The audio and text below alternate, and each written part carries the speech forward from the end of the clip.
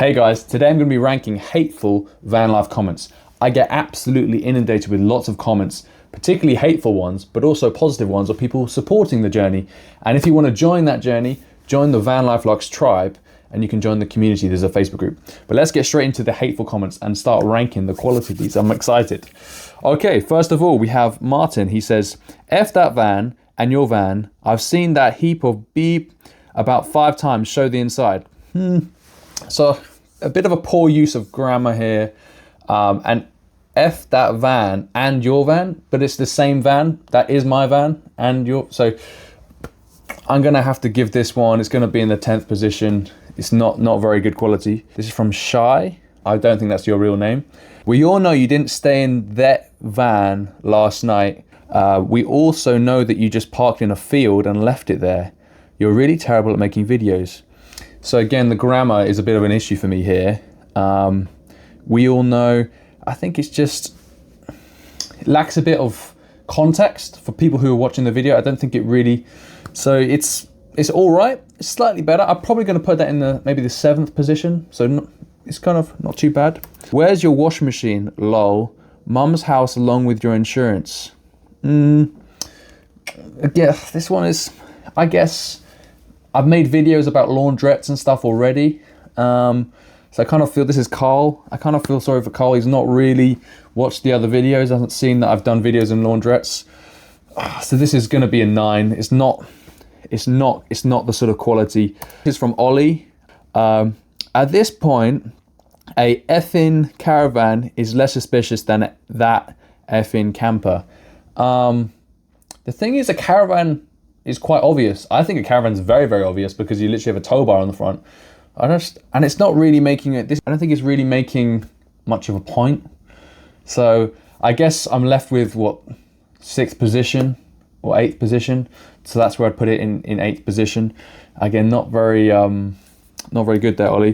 So this is from Ivan. Prove you live in your woolly. Okay. Yeah, it's just he's used the Old English ye. Prove you live in it, ye woolly. But obviously ye is the plural in the sort of Old English term, and it wouldn't be used in this context.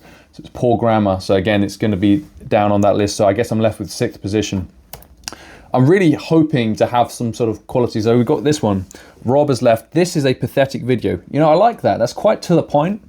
It's quite sharp and it gives quite a strong nature. So I'm going to put that, maybe we can give that position 3. That's quite a strong comment. Caroline has said, van life is parasitic and freedom depends on taking advantage of people. You need to depend on the use or other people's for address, water, electricity, washing machine, a safe stopover. Yeah, this is a bit of a poor comment as well. Though I like kind of the use of parasitic because it kind of gives quite a nice sort of, it's quite to the point, you know. But the problem is she's kind of brushed over a load of details. So one of the issues with her comment is you don't really have to be dependent on other people necessarily for van life. There's lots of ways around each of these individual things. Washing machines, you can use laundrettes. There's lots of people who don't have washing machines. They're not parasites. Electricity and stuff, when you're driving, you're generating electricity. Water, there's many points like Brit stops and stuff where people will be happy for you to fill up your water, these pubs and different locations. And like I said, with addresses, there's a number of different solutions too. So I don't think people who want to sort of live on the road or even just live in a van are parasites. I think this is kind of a bit of a poor comment here. So I've got to kind of put this, I guess, the 5th position. It's kind of, the word parasite's quite emotive. Yeah. Here we go. Marcus said, wait, someone lives in that van. Wow, would never have guessed. Well, unless you've watched the million vids of you telling everyone you sleep in it. That's pretty good. Actually, we'll probably put that number 2 because I guess there's a lot of videos of me showing the van and saying I sleep in it. So that's not bad, Mark. I like that. It's not, I guess it lacks a bit of like emotive, like sharpness. Paul has said, sad sack living in the dark. What's up with you? Question mark, question mark. I guess, so grammatically, sack has been misspelt. So automatically it's the 5th position. I like the emotive, the sharp, the kind of the dagger, like sad sack. That's quite boom.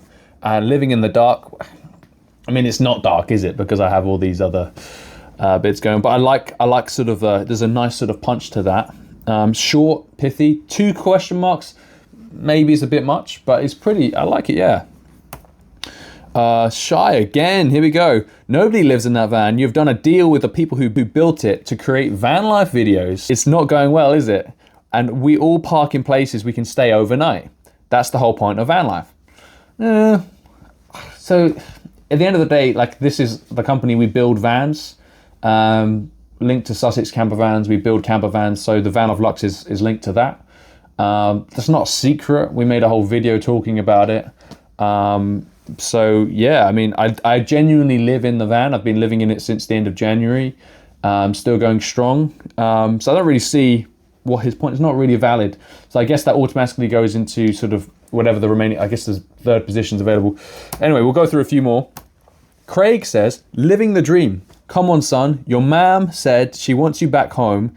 She kept your bedroom for you, and she's even got your favorite biscuits in it. Come in. I can only see you around the corner. Okay, this one probably has got number 1. I like it because it's kind of I like how it kind of links back to, like, oh, you know, come back. Your bedroom's all here. You know, you can live back at home. But if only people knew what it's like to live in a van and the freedom you get from just being able to go anywhere. I went to Somerset recently and just went and explored Cheddar Gorge and different spots like that. And you can do that in a car, but you're so limited in where you can stay, and you have to pay for Airbnbs and hotel costs. And I've already packed and ready to go. I mean, let's do another one. Glenn says, oh, F off, nobody cares. You live like a poor Jeepo? I don't know. I think I'm living quite well. I'm able to save money from rent, explore, go anywhere I want to go. Anytime I don't have to think about hotel costs because I can just go. And it's a freeing feeling not needing to be sort of locked down to a particular location.